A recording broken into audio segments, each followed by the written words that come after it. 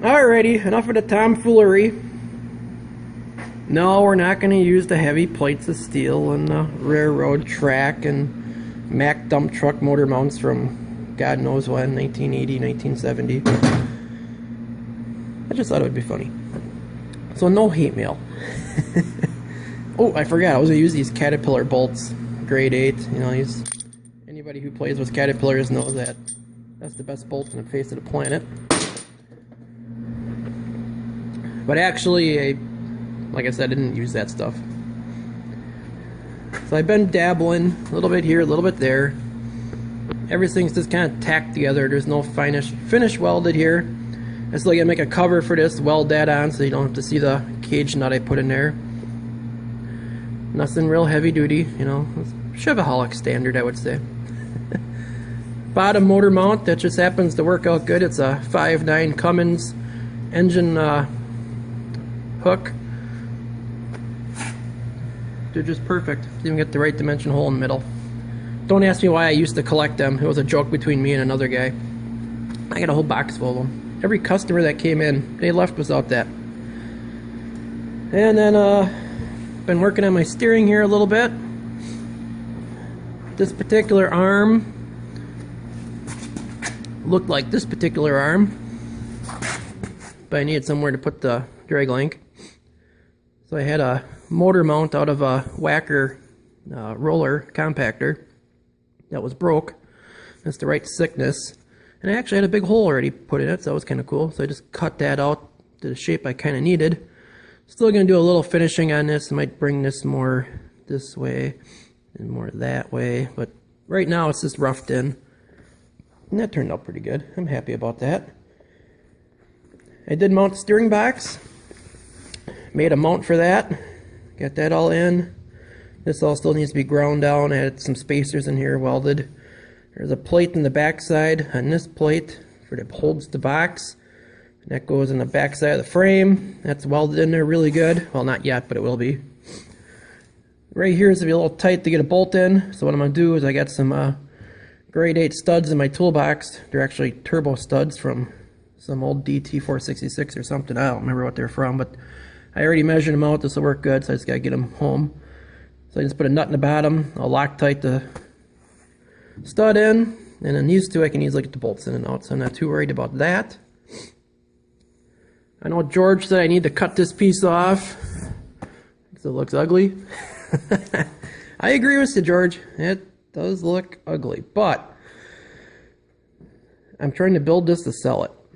And I got some tall friends, and actually I had a couple of my buddies over this past weekend, and I was telling them the saga about cutting this off. And my one buddy, who's like 6'9" or 7 something, I forget how tall he is, we set a milk crate in there, and he was sitting down, and he goes, nah, he goes, don't do that. He goes, it's too nice riding it as is. He goes, usually, you know, you get your knees sticking up past the steering wheel and you look like a frickin' clown in a go-kart.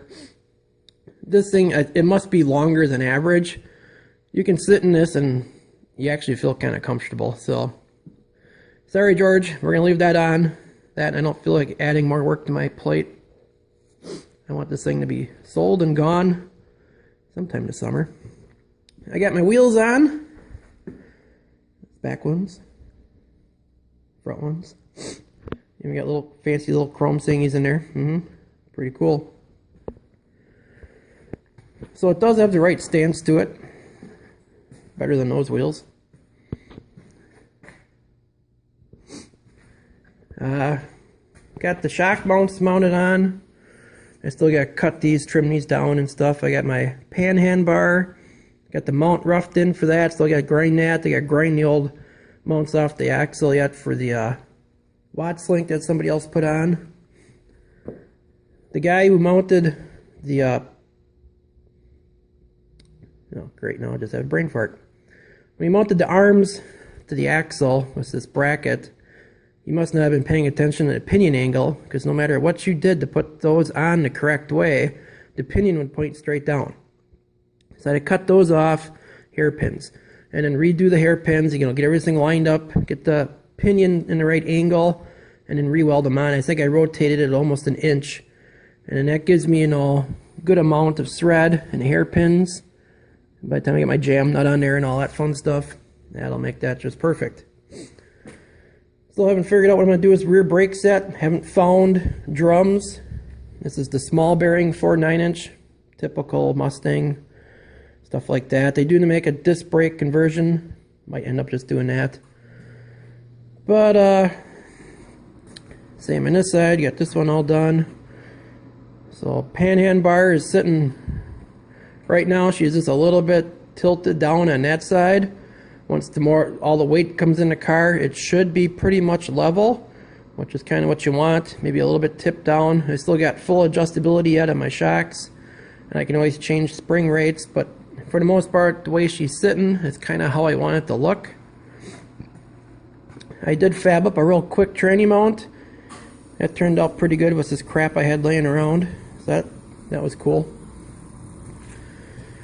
Had to relocate the front hairpin mounts. He had those back like 2 inches too far, and all the threaded ends were right to the maximum, front and rear. I didn't like that, so cut them off. It was like 1.5 inches. I moved them up, and I put everything where I wanted it to be. And then the axle set up. I got my caster set in it already. It is sitting down about 3/4 inch lower than it should be. I didn't put the thrust bearings in for the kingpins, which I'm not worried about right at this moment. The body will go down about 1 inch in the back, because right now it's hitting the hairpins. I got trimmed the body out, but it has a pretty good stance to it right now. So I'm liking it. It's not what I would envision. It's not exactly how I would have done it, but with what I got here and what I got to invest and trying to keep this as low budget as possible without rebuilding the whole thing, this will work. Engine, still probably going to go with this one. Still got to blow it apart yet. I got this intake, probably use that. That carburetor's junk. I was going to use it, but it's beyond hope. So not a big deal there. Turbo 350 trans. Luck would have it, I don't own any more short shaft 350s. They're actually kind of hard to find around here. But I do have 3 long shaft turbo 350s in stock. So I just kind of mocked it up with a long shaft housing, and it'll work just fine. So end up using that. So that's cool. Saves me trying to find one. And that's about all I got going on. Didn't work on that one at all. Maybe next weekend. We'll see. Kind of having fun working on a T-bucket. So, here's our quick little Wednesday update. And talk to you guys later.